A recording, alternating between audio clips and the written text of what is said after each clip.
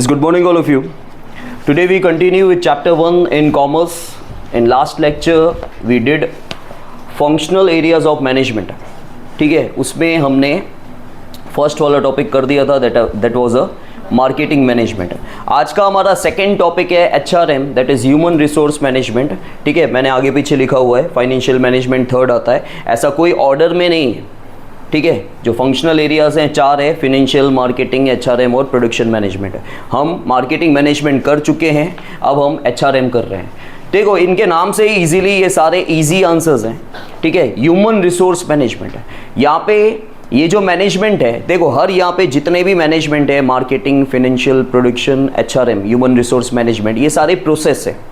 इनका मेन काम क्या है? HRM का मेन काम क्या है? एम्प्लॉयज़ के साथ डील करना, एम्प्लॉयज़ को सेलेक्ट करना, ट्रेन करना, प्रमोट करना, उनका रिटायरमेंट के बारे में सोचना. ठीक है, जैसे देखो हम अपनी लाइफ के अंदर बाकी की प्रॉपर्टीज़ का ध्यान रखते हैं, फर्नीचर, व्हीकल, मशीनरी, घर बार, ये वो, वैसे ही जो मेन लाइफ हमारी एसेट्स है, ठीक है, जिसकी लाइफ है वो क्या है? बिजनेस के अंदर एम्प्लॉयज़. बिजनेस के अंदर आपके पास फर्नीचर होगा, मशीनरी होगा, व्हीकल्स होगा, ये सारे मटीरियल एसेट्स हैं, इनमें जान नहीं है, फिर भी हम इनका बहुत अच्छे से ध्यान रखते हैं. तो जिनके अंदर जान है एम्प्लॉयज़ के अंदर, उनके लिए तो पहले आपको ध्यान रखना है, उनको हैप्पी रखना है, उनको एंथुजियाज्म देना है. ठीक है, कि वो जोश के साथ एक काम करें. सी HRM, every business unit takes care of its assets like land, building, machinery, furniture and vehicles. Her business अपनी एसेट्स का ध्यान रखता है, लेकिन ये तो मटेरियल एसेट्स है, इनमें तो वैसे भी जान नहीं है. तो जिनमें जान है उनमें तो आपको ध्यान देना है, क्योंकि आपकी मेन एसेट्स क्या है? आपके एम्प्लॉयज़. ठीक है, दे आर द लिम्स. ठीक है, वो हाथ पैर है. Employees working in the business unit are its live assets. ठीक है, जिसके अंदर जान है, लाइव एसेट्स आपके कौन है? एम्प्लॉयज़. क्योंकि देखो आपके पास कितना भी मटेरियल अच्छा हो, लेकिन बंदे जब अच्छे नहीं होंगे, ट्रेंड नहीं होंगे या प्रॉपर बंदे नहीं होंगे, तो सारा काम चौपट हो जाएगा. तो मेन आपका जो फैक्टर है या मेन एसेट्स जो है वो क्या है? आपके एम्प्लॉयज़ है. See therefore it is necessary to take care of them. इसलिए ये बहुत ज़रूरी है कि उनको खुश रखना, उनका ध्यान रखना. Success of business depends on the employees. कोई भी बिजनेस की सक्सेस एम्प्लॉयज़ पे डिपेंड है, और एम्प्लॉयज़ को खुश रखना आपका काम है. जितनी ज़्यादा फैसिलिटीज़, एक कॉन्ड्यूसिव एनवायरनमेंट. कॉन्ड्यूसिव एनवायरनमेंट का मतलब होता है एक पॉजिटिव, एक हारमोनियस एनवायरनमेंट, जहाँ पे उनको काम करने में, काम तो देखो हर बंदा कर रहा है, ठीक है, लेकिन काम में मज़ा आनी चाहिए. इसलिए मैं हमेशा आपको बोलता हूँ कि जैसे आप अपना कैरियर सेलेक्ट करोगे कभी भी आगे चल के, तो हमेशा ये ध्यान देना, पैसा तो सबको चाहिए, पैसा सभी को कमाना है, लेकिन साथ ही साथ कुछ सालों के बाद आपको ये रियलाइज़ होगा कि अरे काम में शायद मज़ा नहीं आ रही है. तो आप जो काम सेलेक्ट करो, उस काम में आपका इंटरेस्ट होना चाहिए, मज़ा आना चाहिए, क्योंकि लाइफ टाइम आपको वो काम करना है. And after a certain years जब आप उसमें सेट हो जाते हो और उस समय यू टर्न लेना हो, तो काफ़ी मुश्किल होता है कि आप कुछ दूसरा काम सेलेक्ट करो, स्टार्ट करो. So business objectives can easily and successfully achieved if their needs are satisfied, conducive environment is provided and proper care is taken. हमारे बिजनेस के ऑब्जेक्टिव्स इजीली और सक्सेसफुली अचीव हो सकते हैं अगर हम एम्प्लॉयज़ का ध्यान रखें, उनकी नीड्स, उनकी डिमांड्स जो रिलायबल डिमांड्स हैं. ठीक है, अननेसेसरी डिमांड्स नहीं होनी चाहिए करके, जो सही डिमांड्स हैं वो पूरी करें, उनको एक प्रॉपर, एक कॉन्ड्यूसिव एनवायरनमेंट. ठीक है, कॉन्ड्यूसिव बोल रहा हूँ, वो कॉन्ड्यूसिव ही लिखना है. अगर वर्ड याद नहीं रहता है तो ठीक है, आप दूसरा वर्ड यूज़ कर सकते हो, नहीं तो न्यू वर्ड आप सीखोगे कैसे फिर. ड्यू टू सच केयर, इतना अच्छे से ध्यान रखने की वजह से, एंथुजियाज्म देने की वजह से, loyalty and feeling of oneness among employees develops. आप उनका अच्छा प्रॉपर ध्यान दे रहे हो, उनको फैसिलिटीज़ दे रहे हो. फैसिलिटीज़ की जगह हम वर्ड यूज़ करेंगे एमिनिटीज़. ठीक है, और ये कॉमनली वर्ड आजकल यूज़ होता है मार्केट में भी. हम अब फैसिलिटीज़ नहीं बोलते, लोग एमिनिटीज़ ज़्यादातर बोलते हैं. ठीक है, कि क्या क्या एमिनिटीज़ प्रोवाइड की जाएगी. तो जब आप एमिनिटीज़ प्रोवाइड कर रहे हो, उनको फैसिलिटीज़ प्रोवाइड कर रहे हो, उनका ध्यान रख रहे हो, उनको एंथुजियाज्म दे रहे हो, तो ऑटोमेटिकली उनके अंदर एक लॉयल्टी और वननेस की फीलिंग आ जाएगी. ठीक है, और वो लॉयल रहेंगे, अच्छे से काम करेंगे, एफिशिएंटली काम करेंगे. जब वो एफिशिएंटली काम करेंगे तो क्या होगा? प्रोडक्शन इंक्रीज होगा. जब प्रोडक्शन इंक्रीज होगा तो क्या होगा? आपके बिजनेस के गोल अचीव होंगे और प्रॉफिटेबिलिटी होगी. प्रॉफिटेबिलिटी होगी तो क्या होगा? आपकी बिजनेस की इमेज ऊपर जाएगी. समझ में आया? तो ये सारी चीज़ें कनेक्टेड है। It increase their work efficiency, ठीक है। जब वो लॉयल रहेंगे, वो बट ऑब्वियसली वो लॉयल रहेंगे तो वो ध्यान देंगे अच्छे से काम करने के, और उनकी वर्क एफिशिएंसी, काम करने की कैपेसिटी, ठीक है, वो बेटर तरीके से काम करेंगे, जिससे आपके बिजनेस का प्रोडक्शन अच्छा होने वाला है। See, human resource management is the process which takes into consideration matters like proficiency, knowledge, intelligence, likes and dislikes, personal development, necessity, etc. of employees, integrates them with business objectives and channelizes the business towards the path of success and profitability. तो human resource management क्या है? Process है। वो employees के related सारी बातों को consider करता है कि उनकी एक्सपर्टीज़ किस में है, मतलब उनकी मास्टरी किस में है, ठीक है, वो कितने प्रोफिशिएंट है, नॉलेजेबल कितने हैं, इंटेलिजेंस, उनकी पसंद नापसंद, ठीक है, उनका पर्सनल डेवलपमेंट भी होना चाहिए, उनकी नेसेसिटीज़ क्या है, एक्सेट्रा ऑफ एम्प्लॉयज़।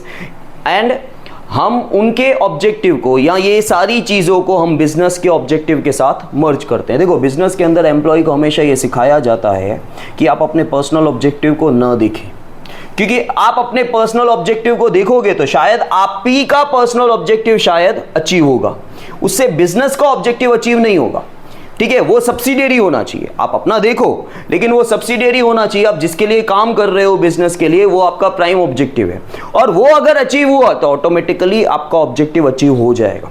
बिजनेस को प्रॉफिट हुआ तो जो तुम चाह रहे हो, तुम मेनली क्या चाहते हो? अगर तुम एम्प्लॉय हो, ठीक है, तो तुम मेनली क्या चाहोगे कि शायद तुम्हारे भी कॉन्टेक्ट्स बने, तुम्हारा भी मार्केट में इमेज बने, और अल्टीमेटली क्या ये सब चीज़ें क्यों हो रही है? सैलरी हाइक हो, ठीक है। तो तुम खाली अपने बारे में सोच रहे हो तो बिजनेस को फायदा नहीं होगा, और जब बिजनेस को फायदा नहीं होगा तो अल्टीमेटली जो तुम्हारा मेन गोल है कि तुम्हारी सैलरी अप जानी चाहिए या तुमको बिजनेस की तरफ से ज़्यादा एमिनिटीज़ मिलनी चाहिए, वो क्यों मिलेगी? लेकिन अगर बिजनेस ऊपर जा रहा है देन यू कैन डिमांड। अगर बिजनेस अगर नहीं भी कर रहा है आपके लिए कुछ, बट यू कैन डिमांड। लेकिन तुम लॉस हो रहा है और डिमांड करोगे कि नहीं नहीं, तो बिजनेस नहीं देगा। बिजनेस बोलेगा ठीक है, आपको नहीं चल रहा है यहाँ पे, तो आप डिसकंटिन्यू कर सकते हो।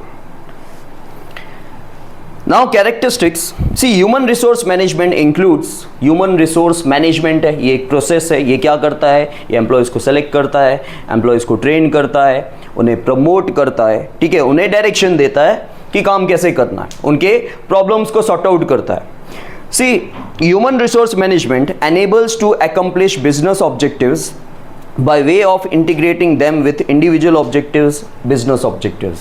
तो वही जो मैंने आपको अभी अभी बताया कि HRM क्या करता है, जो एम्प्लॉयज़ के पर्सनल ऑब्जेक्टिव्स हैं, इंडिविजुअल ऑब्जेक्टिव्स हैं, उनको इंटीग्रेट कर देता है, ठीक है, मिक्सअप कर देता है, मिंगल कर देता है बिजनेस ऑब्जेक्टिव के साथ। और पहले बिजनेस ऑब्जेक्टिव अगर अचीव होंगे तो आपका ऑब्जेक्टिव अल्टीमेटली अचीव हो जाएगा। See, basic function of HRM is to manage the employees as they are valuable assets of the business। हमको हमारे एम्प्लॉयज़ को मैनेज करना बहुत ज़रूरी है। बेसिक फंक्शन HRM का यही होता है कि एम्प्लॉयज़ का ध्यान रखना, क्योंकि देखो एम्प्लॉयज़ को अगर आप सेटिस्फाइड करोगे तो लेबर टर्नओवर कम होगा, ठीक है। आपके एक्सपीरियंस जो सालों साल से बंदे काम कर रहे हैं, वो आपके यहाँ पे टिके रहना, मेंटेन रहना बहुत ज़रूरी है, क्योंकि उनको आपकी बिजनेस के बारे में एक एक चीज़ पता है। आज वो जा रहे हैं तो सिर्फ वो नहीं जा रहे हैं, आपकी बिजनेस की छोटी छोटी चीज़ें भी बाहर जा रही हैं, और वो जहाँ जाएंगे उनको यहाँ के बारे में सब कुछ पता है, ठीक है। तो आप ट्राई करो कि लेबर टर्नओवर कम हो। लेबर टर्नओवर मतलब लेबर जब सेटिस्फाइड नहीं होता है किसी भी वजह से, तो वो जॉब छोड़ के दूसरी जॉब की तलाश में चला जाता है, that is a labour turnover. तो आपको कोशिश करना है कि जो आपके एक्सपीरियंस्ड बंदे हैं वो आपके यहाँ से न जाएं, क्योंकि जब आप नए बंदे नहीं मिलेंगे ऐसा नहीं है, लेकिन नया बंदा आप उसको ट्रेन करोगे, उसको एक्सपीरियंस कब होगा, वो लॉयल रहेगा कि नहीं रहेगा, ठीक है, ये सारी दिक्कतें आती हैं। It provides proper training and thus develops personnel for the job। ठीक है, पर्सनल मीन्स पर्सन, जो भी एम्प्लॉयज़ हैं हम ट्रेन करते हैं एम्प्लॉयज़ को और उसे तैयार करते हैं। Human resource management evaluates performance of employees and places them at right position. पहले हमने काम पे तो रख दिया, लेकिन जब हम उनका काम देखते हैं तो हम उनके काम को चेक करते हैं, इवेल्युएट करते हैं कि उनका काम कैसा है, और हमारे पास बहुत सारे डिपार्टमेंट्स हैं, ये कौन से डिपार्टमेंट के लिए फिट रहेगा, और उसको उसके पसंद के हिसाब से राइट पोजीशन दी जाती है। क्योंकि अगर तुम जिस काम में माहिर हो, तुमको वही जगह दी जाए, वही काम दिया जाए, ठीक है, तो तुम ज़्यादा बेटर तरीके से काम कर सकते हो। Efficient management can reduce labor turnover rate and can maintain skillful employees for a longer period in company। अगर मैनेजमेंट एफिशिएंट होगी, मैनेजमेंट पूरी तरह से एम्प्लॉयज़ को सेटिस्फाइड कर रही है, उनकी डिमांड्स को फुलफिल कर रही है, उनको एमिनिटीज़ दे रही है, तो लेबर टर्नओवर कम होगा, लेबर आपके यहाँ से नहीं जाएगा। अगर आप एफिशिएंट हो तो मैनेजमेंट एफिशिएंट होना चाहिए और लंबे समय तक आप उसको मेंटेन कर सकते हो। As a part of HRM, conducive atmosphere is provided to employees which ultimately boost their enthusiasm and efficiency। ठीक है, तो एटमॉस्फेयर प्रॉपर होना बहुत ज़रूरी है। ठीक है, पहले वाला जो तुम हथौड़ा मार के चलोगे आज कि मैं बॉस हूँ, वो नहीं चलता। ठीक है, वो तो आजकल काम वालियों के साथ भी नहीं चलता है घर के अंदर। ठीक है, क्योंकि उनको अच्छे से पता है कि तुमसे काम नहीं होना है, और बहुत बड़ा बंगला है अगर, तो भाई ये खुद तो काम करेंगे नहीं। तो कहीं पर भी वो बॉस और जो एम्प्लॉई है वो रिलेशन आजकल ज़्यादातर नहीं चलता, इनफॉर्मल रिलेशंस चलते हैं। ठीक है, फॉर्मल रिलेशन बहुत कम जगह चलते हैं, इनफॉर्मल रिलेशन ज़्यादा चलते हैं अगर आपको टारगेट्स अचीव कर रहे हैं तो। See the values of the company are maintained and business objectives are achieved. Now importance, efficiency of employees tends to increase. HRM से क्या होता है, एम्प्लॉयज़ की एफिशिएंसी इंक्रीज होती है। कैसे इंक्रीज होती है भाई, HRM से कैसे इंक्रीज होगी? ह्यूमन रिसोर्स मैनेजमेंट से एम्प्लॉयज़ की एफिशिएंसी कैसे इंक्रीज होती है? अभी तो देखा हमने, बोलो ना। आप सो रहे हो यहाँ पे? अभी हमने पूरा आंसर किया, सबसे इजी आंसर है। यहाँ पे बोला गया है कि एफिशिएंसी एम्प्लॉयज़ की इंक्रीज हो रही है। कैसे इंक्रीज होगी, क्यों इंक्रीज होगी?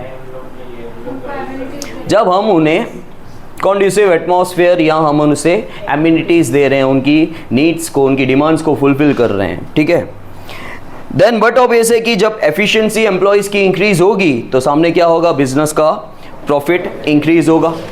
बिजनेस का प्रॉफिट इंक्रीज होगा तो क्या होगा, बिजनेस की प्रेस्टीज मार्केट में मेंटेन रहेगी।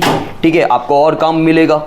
बट ऑब्वियस है कि आप गुड्स की क्वालिटी और सर्विसेज, क्योंकि जब आपका नाम चल रहा है, ठीक है, आज मार्केट में अगर मेरा नाम है तो मैं क्या बोलूँगा, मैं क्वालिटी मेंटेन करूँ। ठीक है, तो ही होगा ना, नाम तो ही चलेगा। क्योंकि आप क्वालिटी जैसे डिटेरियोरेट करोगे, धीरे धीरे धीरे धीरे धीरे क्या होगा, ठीक है, आपका जो नाम बना हुआ है उसकी गुडविल होती है। लेकिन गुडविल अच्छा कर रहे थे इसलिए गुडविल है, और वो गुडविल चलेगी भी 1-2 साल तक चलेगी। जैसे इस फील्ड के अंदर मैं बोलता हूँ कि अगर मेरा नाम है तो बच्चे आएंगे, चलो नाम है, आएंगे आएंगे आएंगे आएंगे। लेकिन 2 साल 3 साल तक कंटिन्यूसली अगर मैं रिजल्ट नहीं दे रहा हूँ तो अल्टीमेटली बच्चे टर्नओवर होंगे। फिर धीरे धीरे मार्केट में वो नेगेटिविज्म भी तो जाएगा ना कि हाँ भाई पहले अच्छा होता था अभी नहीं है। तो जब आपकी बिजनेस की प्रेस्टीज मेंटेन रहती है तो आप हमेशा गुड्स और सर्विसेज की क्वालिटी पे फोकस करोगे कि चलो अब जाएं कि ना जाएं, पीछे नहीं जाने चाहिए। Feeling of oneness among employees is developed, maximum utilisation of factors of production is possible. क्योंकि देखो, जब आप ट्रेन करते हो, जब आप फैसिलिटीज़ दे रहे हो एम्प्लॉयज़ को, ठीक है, एक अच्छा एटमॉस्फेयर दे रहे हो, तो उनकी एफिशिएंसी इंक्रीज हो रही है। हमने देखा एफिशिएंसी इंक्रीज होगी तो क्या होगा, उनका काम ढंग से होगा। एफिशिएंसी का मतलब क्या होता है, आप एफिशिएंटली काम कर रहे हो। जैसे आप अच्छे से काम कर रहे हो तो कट्टाकुट्टी कम हो रही है, कट्टाकुट्टी कम हो रही है तो क्या हो रहा है, आप बहुत सारी नहीं, प्रेजेंटेशन अच्छा हो रहा है वो तो ठीक है, वेस्टेजेस नहीं हो रहे हैं। किन चीज़ों के, पेज के, इंक के, ठीक है, टाइम के, बराबर। तो जब आप प्रॉपर यूटिलाइजेशन करोगे कोई भी चीज़ का, आप प्रॉपर यूटिलाइजेशन कब करोगे, जब आप एफिशिएंट होगे, बराबर। मतलब जब आपको काम अच्छे से आता होगा। तो एम्प्लॉयज़ भी जब एफिशिएंट होंगे तो वो जो भी रिसोर्सेज हैं उनका वेस्टेजेस कम होगा और ऑप्टिमम यूटिलाइजेशन होगा। मतलब सही से यूटिलाइजेशन होगा। ऑप्टिमम का मैंने आपको एक ही मतलब बताया है, वेस्टेजेस नहीं होगा। Reduction in labour turnover is rate is seen, ठीक है, लेबर टर्नओवर रेट में रिडक्शन पाया जाएगा क्योंकि एम्प्लॉयज़ अगर सेटिस्फाइड होगा तो एम्प्लॉय नौकरी छोड़ के नहीं जाने वाला है।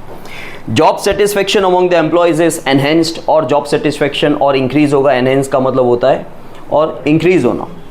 Due to HRM, employees get job satisfaction which finally turns into an environment of industrial peace. जब जॉब सेटिस्फेक्शन होगा तो वो ज़्यादातर जो बिजनेस के अंदर, इंडस्ट्रीज़ के अंदर स्ट्राइक्स होती है, लॉकआउट्स होते हैं, बंद होते हैं, वो सब भी नहीं होगा क्योंकि दे आर सेटिस्फाइड।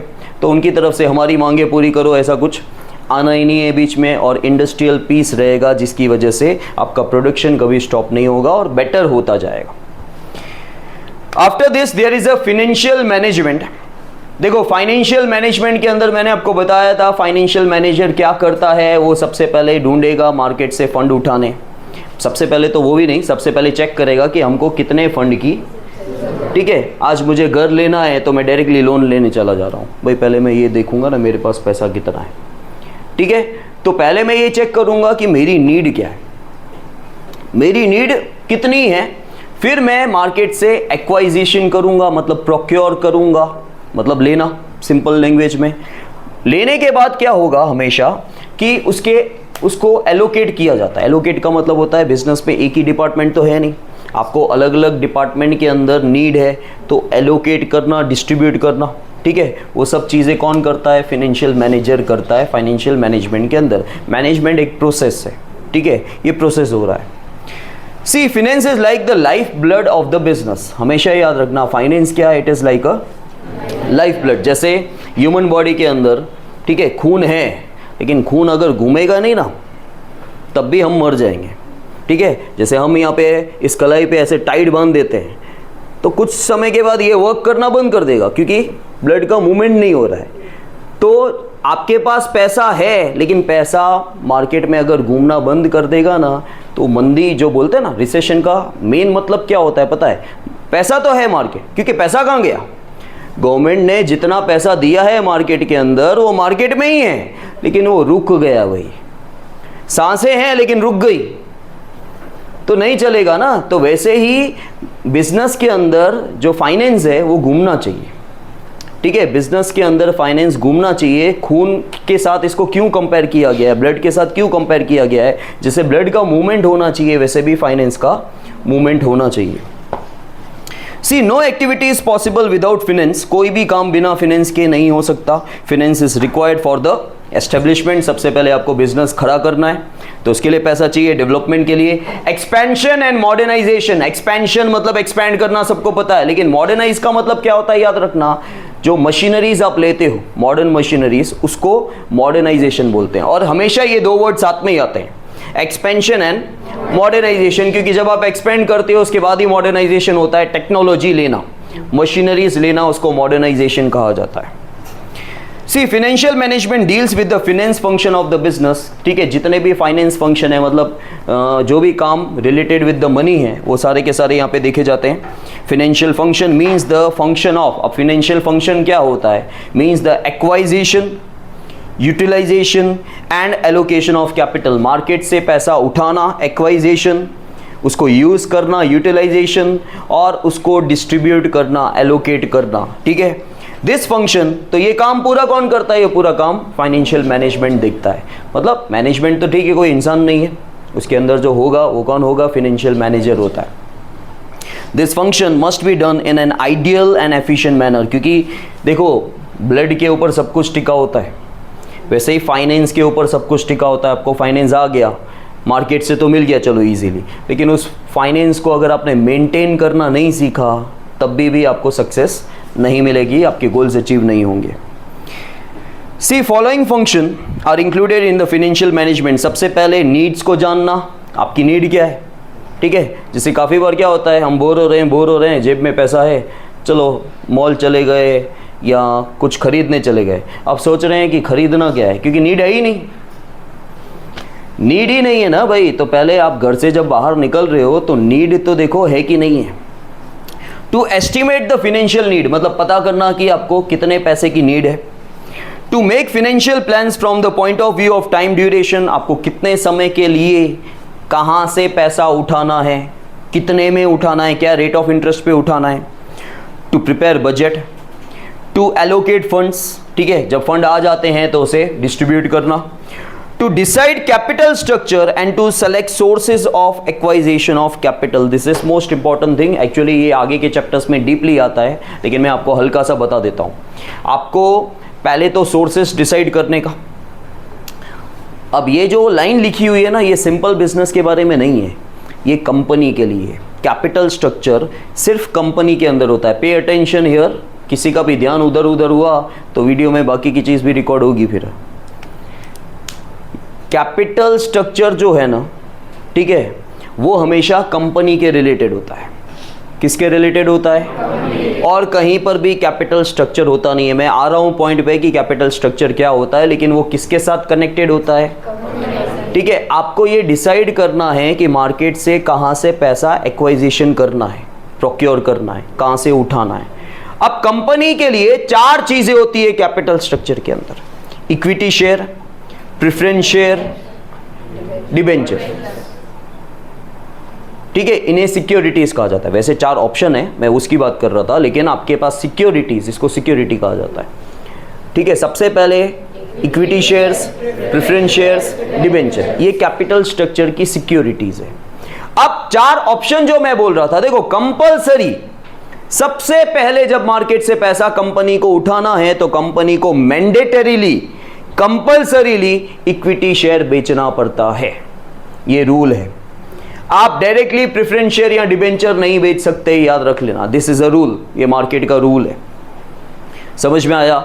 मैंडेटरीली पहला ऑप्शन है कि आपको सिर्फ उतना ही पैसे की नीड है कि आप इक्विटी शेयर से काम चला लोगे तो इक्विटी शेयर बेचोगे।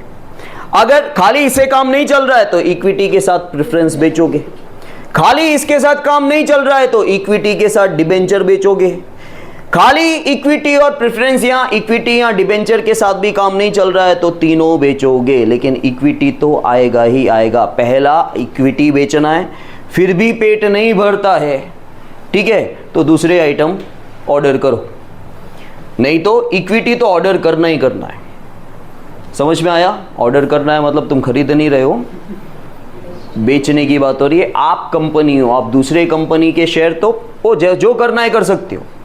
आप खुद भले जो भी हो, सिंपल इंसान हो, बिजनेस हो, कंपनी हो, कोई भी फॉर्म हो बिजनेस का, आप दूसरे किसी भी कंपनी के शेयर, डिबेंचर, जो भी बॉन्ड वगैरह परचेस करना है कर सकते हो, लेकिन यहाँ पे बेचने की बात हो रही है क्योंकि आप पैसा उठा रहे हो। तो मैंने क्या समझाया, अकाउंट्स में एक हाथ दे एक हाथ ले होता है। ठीक है, जाएगा जाएगा नहीं होता है, आएगा आएगा नहीं होता है। एक चीज जाएगी एक चीज आएगी। तो आपको पैसा चाहिए तो आपको शेयर बेचना है आपकी कंपनी का, आप हिस्सेदार बना रहे हो सामने वाले को। समझ में आया? लेकिन it is mandatorily, it is compulsory for a company to issue कहा जाता है इसे। अब ये वर्ड यूज करना क्योंकि अकाउंट्स में भी आएगा, पूरा शेयर का चैप्टर है। इश्यू करना पड़ता है शेयर्स को। इश्यू करना मतलब जो कंपनी शेयर बेच रही है उसको इश्यू बोला जाता है, सेल वर्ड यूज नहीं होता है। ठीक है, तो either you have to issue equity shares और you have to issue equity and preference और you have to issue equity and debenture और ऑल ऑफ देम। ठीक है, इक्विटी, प्रेफरेंस एंड, इसे कैपिटल स्ट्रक्चर कहा जाता है। ये कंपनी को बनाना पड़ता है कि मेरी नीड क्या है, ठीक है, और मुझे क्या बेच के पैसा उठाना है। समझ में आया?